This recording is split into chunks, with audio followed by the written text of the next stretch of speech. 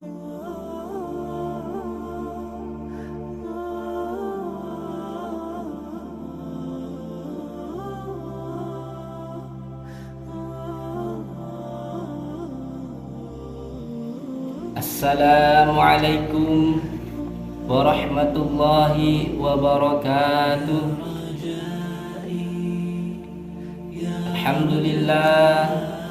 Alhamdulillahi rabbil alamin. Wabihi nasta'in ala umuri dunya waddin.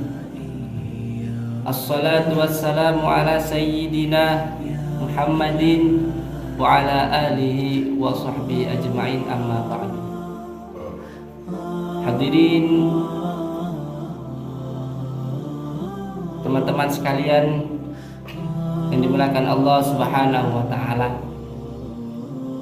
Pertama-tama dan memang yang paling utama, marilah sama-sama kita panjatkan puji beserta rasa syukur kita kepada Allah Subhanahu wa taala.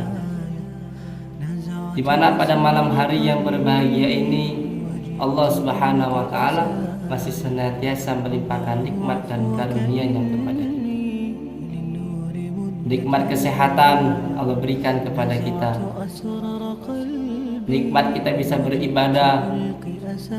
Nikmat kita bisa melakukan aktivitas-aktivitas yang lainnya. Oleh karena itu, maka wajib bagi kita sebagai seorang hamba-Nya untuk bersyukur terhadap nikmatnya Allah Subhanahu wa taala. Karena begitu banyak nikmat yang Allah berikan kepada kita.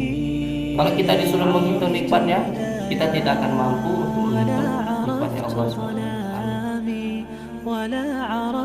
Wa in ta'uddu ni'matallahi la tuhsuha. Jika kalian disuruh menghitung nikmatnya Allah, maka kalian tidak akan mampu untuk menghitung nikmatnya Allah Subhanahu wa taala. Salawat dan salam tak lupa kita hadiahkan kepada junjungan kita baginda Nabi Muhammad sallallahu alaihi wasallam dengan mengucapkan Allahumma shalli wa sallim ala sayyidina wa maulana Muhammadin.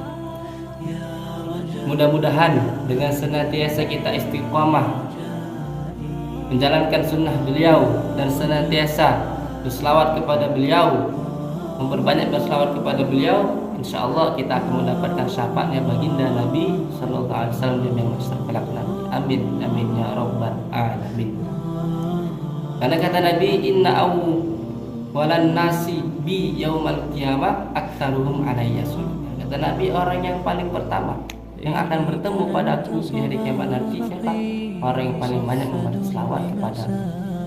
Oleh karena itu, marilah kita sama-sama banyakkan berselawat kepada baginda Nabi sallallahu alaihi wasallam, terutama di bulan yang mulia ini. Hadirin yang dimuliakan Allah Subhanahu wa taala, di sini saya tidak ingin berbicara berbanyak hal, tapi hanya membicarakan satu kisah tentang kisah Nabi Isa alaihissalam. Beberapa kata yang akan dapat dipatahkan dari satu kata menjadi beberapa kata-kata yang lain dan dibentuk menjadi satu kalimat, dan dari satu kalimat menjadi satu paragraf, dan dari satu paragraf menjadi satu kisah, yaitu kisah Nabi Isa alaihissalam dan pemuda yang rakus terhadap harta. Suatu ketika Nabi Isa alaihissalam hendak melakukan perjalanan.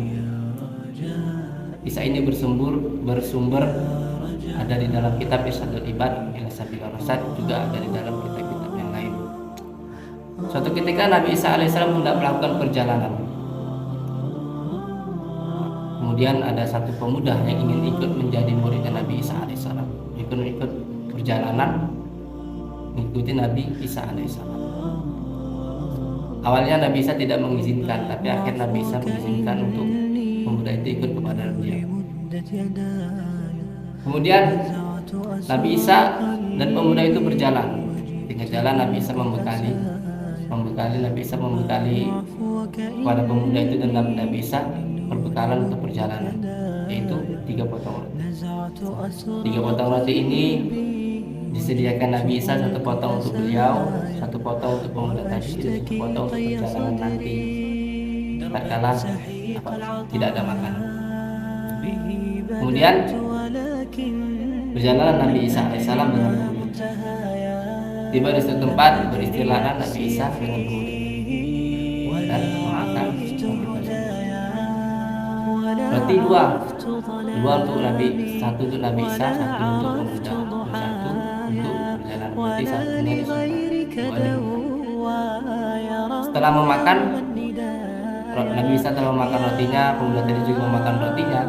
Nabi Isa bilang kepada pemuda itu, kamu tunggu dulu sebentar, jaga barang-barang kita, saya tidak pergi sebentar untuk mengambil sesuatu, untuk ada satu hajat yang dilakukan Nabi Isa. Jadi pemuda itu tidak bersikap. Kembali Nabi Isa daripada hajat beliau, Nabi Isa heran. Tadi 3 potong roti sudah dimakan, 2 dan untuk Nabi Isa, 1 untuk pemuda tadi. Tapi satunya lagi rotinya hilang. Jadi Nabi Isa bertanya kepada pemuda tadi, ini tadi kita sediakan 3 potong roti, 2 untuk 1 untuk kamu, 1 untuk saya. Satunya lagi kemana? Pemuda tadi menjawab, bukan saya yang memakannya, ya Nabi Allah Isa alaihissalam. Bukan saya yang memakan roti. Ini tidak mengaku. Ya, kenapa Nabi Isa curiga kepada pemuda tadi? Karena hanya cuma pemuda tadi yang ikut kepada Nabi Isa alaihissalam, dan tidak ada orang-orang lain yang ikut kepada Nabi Isa alaihissalam. Karena dia tidak mengaku, Nabi Isa melanjutkan perjalanan. Kira Nabi Isa dan pemuda tadi melanjutkan perjalanan. Di tengah perjalanan, Nabi Isa alaihissalam menjumpai rusa atau kijang dan 2 ekor anaknya. Kemudian Nabi Isa mengambil 1 ekor anak kijang tadi, dipotong dan dibakar dan dimakan bersama pemuda tadi. Setelah makan pemuda tadi dan Nabi Isa alaihissalam, Nabi Isa kumpulkan tulang berulang tadi menjadi 1. Kemudian Nabi Isa berdoa, dengan izin Allah Subhanahu wa taala, wahai tulang-tulang, berubahlah menjadi seperti mana kamu. Dengan izin Allah Subhanahu wa taala, tulang-tulang yang sudah dimakan, sudah dibakar tadi, yang sudah hancur, dengan izin Allah tulang itu berubah lagi menjadi seekor kijang dan pergi menghampiri induknya. Pemuda tadi terkejut, wah, ini salah satu mukjizat. Pemuda bisa berkata kepada pemuda tadi, gimana? Kamu udah melihat mukjizat bukan?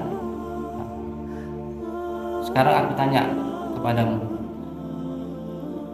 siapa yang makan roti 1 tadi yang untuk perjalanan kita? Pemuda tadi tetap tidak mengaku, bukan saya ya Nabi Allah Isa alaihissalam, bukan saya memakan roti itu. Demi Allah, sumpah, dia rela menjual nama Allah hanya demi sepotong roti. Kemudian Nabi Isa pun lanjutkan perjalanan bersama pemuda tadi. Di tengah perjalanan, Nabi Isa alaihissalam dan pemuda tadi menjumpai sungai yang luas yang tidak bisa diseberangi oleh kapal ataupun sampan karena air sangat deras. Kemudian Nabi Isa berkata kepada pemuda tadi, kamu pegang tangan saya. Kemudian setelah itu Nabi Isa perintahkan untuk pejamkan mata. Setelah pemuda itu pejamkan mata, dengan izin Allah Nabi Isa dan pemuda tadi melewati sungai itu dengan kejam. Pemuda itu membuka matanya setelah sampai di pinggir sungai. Kemudian Nabi Isa berkata, gimana kamu sudah melihat mukjizat itu? Kan aku sudah jalan di atas air. Sekarang saya tanya, siapa yang mencuri, yang makan roti tadi? Pemuda itu juga tidak mau mengaku. Hanya demi sepotong roti, dan demi Allah, bukan saya yang makan. Nabi Isa alaihissalam, bukan saya yang makan roti. Karena putuskan Nabi Isa sama karena udah nggak mau ambil risiko lagi kepada pemuda tadi. Akhirnya Nabi Isa melanjutkan perjalanan sampai satu perjalanan di satu gurun pada pasir. Nabi Isa kumpulkan pasir menjadi satu gundukan. Kemudian satu gundukan itu Nabi Isa berdoa kepada Allah Subhanahu wa taala. Dengan izin Allah, pasir itu berubah menjadi tumpukan emas. Pemuda itu tadi bertanya, ini untuk siapa gundukan emas ini? Nabi Isa menjawab, ini gundukan emas ini saya bagi sepertiganya untuk saya, sepertiganya untuk kamu. Terus sepertiganya lagi itu siapa, kata pemuda tadi? Isa menjawab, sepertiganya ini adalah orang yang makan roti sisa, orang yang mencuri roti tadi. Kan dibilang gitu, pemuda itu langsung berkata, aku tadi yang makan roti itu ya Nabi Allah.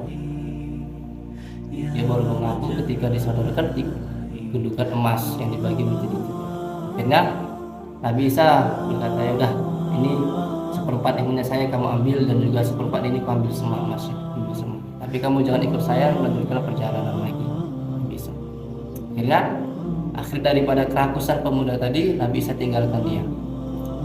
Kemudian setelah ditinggalkan oleh Nabi Isa alaihissalam, pemuda tadi selalu terpikir-pikir, ini emas sebanyak ini karena aku gunakan untuk banyak harta, untuk membeli ini, membeli mobil, beli harta, tahta, pangkat atau jabatan. Dia ingin semuanya. Dia berkhayal tentang kehidupan dunia.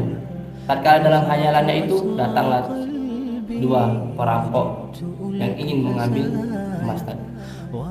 Tatkala mau dirampok pemuda tadi berkata, dengan rampok saya dulu. Dia bernegosiasi kepada perampok tadi, gimana emas ini kita bagi menjadi tiga, seperempat untuk saya dan seperempat untuk kamu, seperempat lagi untuk kamu, dan tiga orang ditentukan. Akhirnya emas ini berubah dibagi menjadi tiga. Setelah itu tidak lama kemudian berjalan, mereka masih berangan-angan juga dengan emas itu. Dan salah satu dari antara mereka berkata, gimana kalau kita ini beli makan dulu biar bisa kita berpesta-pesta. Karena satu diperintahkan, satu orang berangkat untuk membeli makanan. Satu orang ini dalam perjalanan dia berpikir, gimana caranya semua emas ini bisa menjadi miliknya. Akhirnya dia beli makanan, dia dapat ide. Jadi 2 bungkus nasinya, 2 bungkus makanan itu diberikan racun, dan ia akan berikan kepada 2 orang yang menjaga emas tadi. Tetapi 2 orang yang menjaga emas tadi juga berpikir, bagaimana caranya emas itu bisa menjadi milik mereka semua. Akhirnya mereka berembuk. Nah, gini, mereka punya ide. Tatkala pemuda yang beli makan tadi datang, kamu serang dari depan, aku serang dari belakang. Mereka sepakat untuk membunuh pemuda yang beli makanan tadi. Akhirnya pemuda tadi datang. Tatkala datang, mereka langsung menyerang dari depan, satu lagi menyerang dari belakang. Akhirnya pemuda tadi itu mati. Kemudian diambil makanannya oleh mereka.